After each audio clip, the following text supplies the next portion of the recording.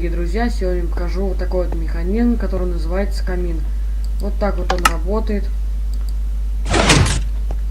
Вот такой вот он по форме. Ну и вы его как хотите украсьте. Я украсил вот так. Давайте приступим уже к его изготовке. Сначала сделаем вот такую вот. Так. Потом сюда поставим два раздатчика. Под них прокопаем яму. Длиной в 3 блока. В эту яму положим мы липкие поршни. Ну, в таком вот порядке. Возьмем блок адского камня. Поставим их вот так вот. Дальше идем на ту сторону.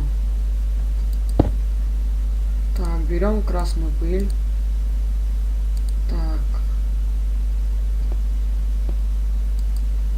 И на шифте проводим его вот так вот. До сюда. Сюда ставим рычаг. И сюда красный факел. И запитаем его этим зажигалкой.